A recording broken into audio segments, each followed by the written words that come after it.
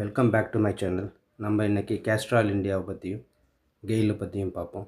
So ஏன் Castrol India இந்த டைமில் இப்போ வாங்கணும் அப்படிங்கிறத பற்றி பார்ப்போம். ஸோ கேஸ்ட்ரால் இந்தியா வந்து மெயின் அவங்களுடைய பிஸ்னஸ் ஆயில் லூப்ரிகன்ட்ஸ் பண்ணுறது.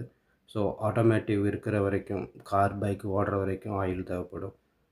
Not only petrol vehicles, even ஈவிக்கு கூட இவங்க they're into EV fluids. Plus இதோடைய ஃபண்டமெண்டல்ஸை பற்றி குயிக்காக பார்த்துருவோம். ஸோ ஸ்டாக்கோட பிஇ 18, டிவிடெண்ட் yield கிட்டத்தட்ட 5% கொடுக்குறாங்க. ROE ROCE எல்லாம் சூப்பராக இருக்குது.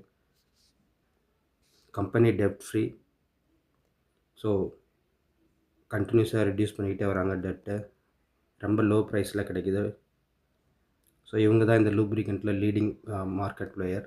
ஸோ எப்பயுமே ஒரு மார்க்கெட் லீடரில் வாங்குறது தான் நல்லது. மார்க்கெட் கேப் பார்த்திங்கன்னா 1,17,600 கோடி கிட்ட இருக்குது. சரி, ஸோ கண்டினியூஸாக ப்ராஃபிட் பண்ணுறாங்க.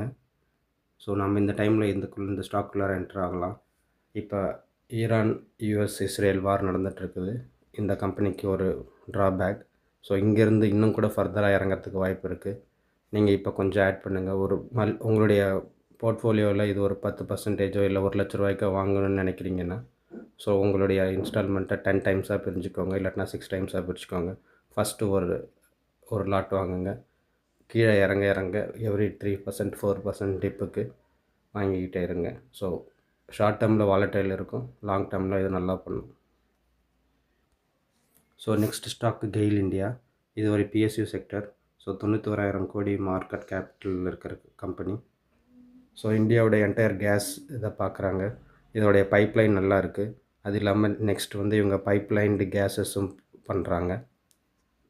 So they have own some percentage in Petronet, LNG, Ratnagiri gas, power and house. So இந்த மாதிரி வேரியஸ் பிஸ்னஸில் இவங்களுடைய இன்வெஸ்ட்மெண்ட்டும் இருக்குது. ஸோ குயிக்காக இதோடைய ஃபண்டமெண்டல்ஸ் பார்ப்போம். டிவிடெண்ட் கிட்டத்தட்ட 5.5% கொடுக்குறாங்க. நல்ல ROCE ROE இருக்குது.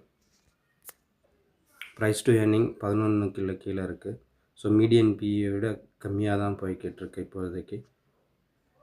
இந்த செக்டாரில் மற்ற கம்பெனி பார்த்தீங்கன்னா இந்த மற்ற கம்பெனிஸை விட கெயில் இந்தியா பெஸ்ட்டாக இருக்குது. ஸோ கண்டினியூஸாக ப்ராஃபிட் பண்ணிக்கிட்டு இருக்காங்க. இப்போ இந்த ஈரான் வாரில் கொஞ்சம் நெக்ஸ்ட் குவார்ட்டர் டவுன் ஆகலாம்.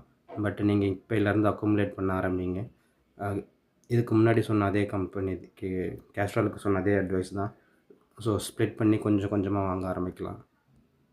இந்த கம்பெனி மட்டும் இல்லை, பெட்ரோநெட் LNG கூட நீங்கள் பார்க்கலாம். அதுவும் நல்ல வேல்யூவேஷனில் இருக்குது. தேங்க்ஸ் ஃபார் வாட்சிங்.